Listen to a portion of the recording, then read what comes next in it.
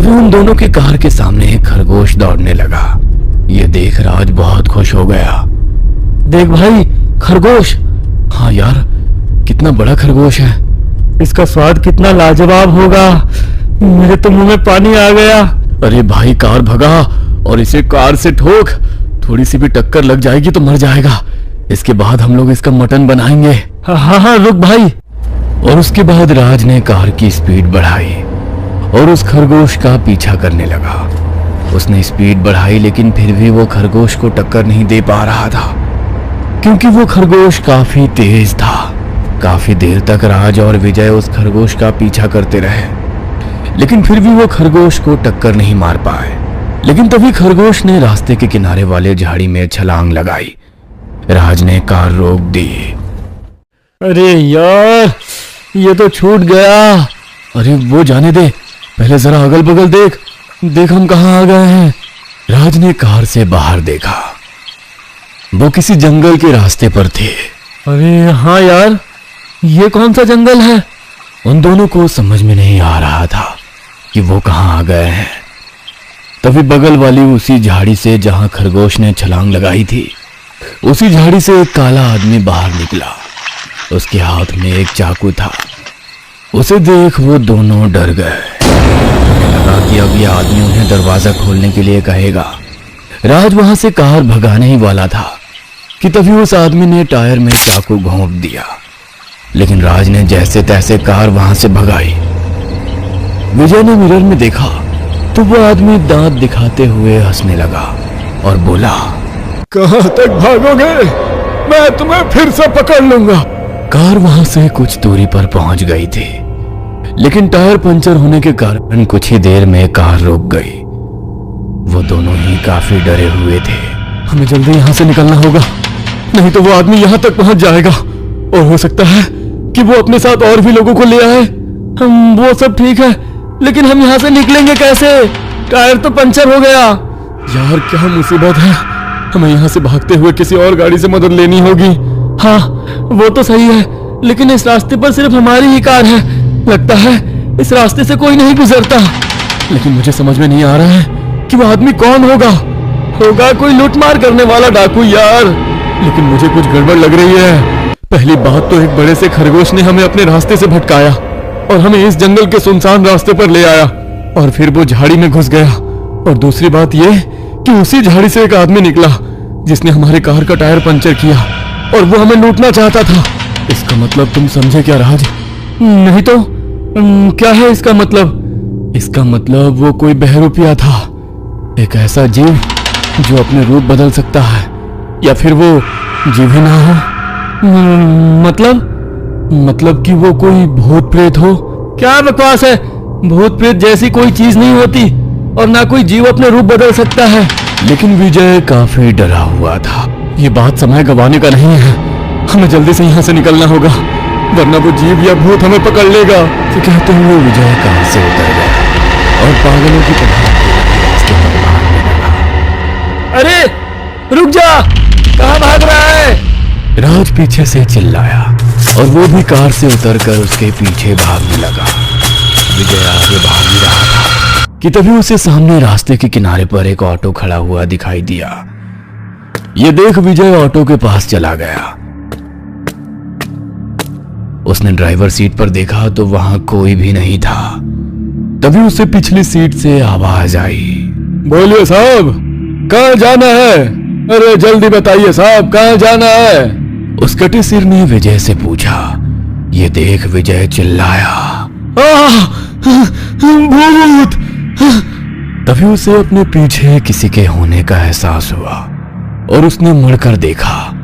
उसके पीछे एक सिर कटा खड़ा था और उसके हाथ में चाकू था।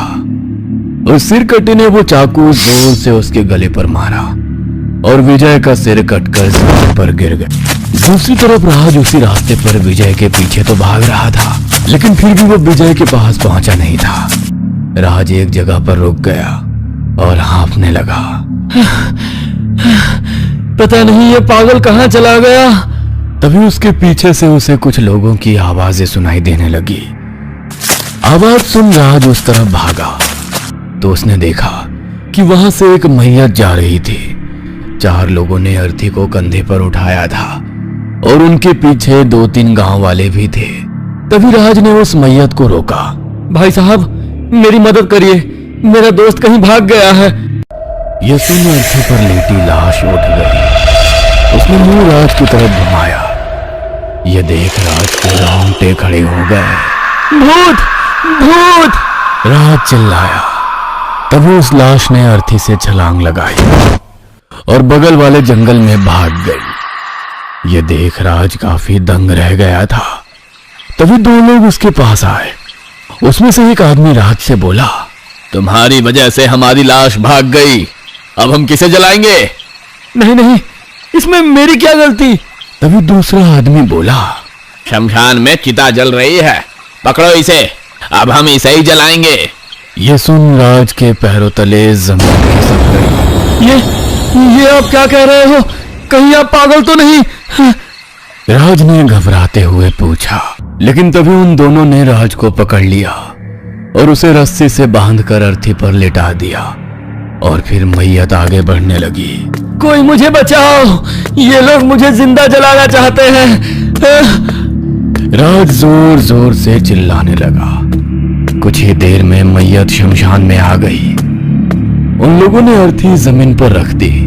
2 लोगों ने उसकी रस्सी खोल दी और उसे पकड़कर जबरदस्ती जलती चिता के पास ले जाने लगे। कोई मुझे बचाओ, ये लोग मुझे जिंदा जला रहे हैं। राज रोते रोते चिल्लाने लगा कि तभी वहां पर एक अघोरी आया। अरे कौन है तू? अघोरी जोर से चिल्लाया। ये देख वो सभी आदमी घबराए और उनके चेहरों पर डर दिखाई देने लगा और उसी वक्त सभी लोग हवा में किसी धुएं की तरह धुल हो गए और गायब हो गए, बस एक को छोड़कर। राज ने उस तरफ देखा तो वही आदमी था जो झाड़ी से चाकू लेकर निकला था। वो काफी खौफ के साथ अघोरी की ओर देख रहा था। मारे इतनी हिम्मत कि तू मेरे होते हुए इस इंसान को जिंदा जला रहा था? अघोरी ने गुस्से से कहा। गलती हो गई बाबा, मुझे माफ कर दो, वो आदमी बोला।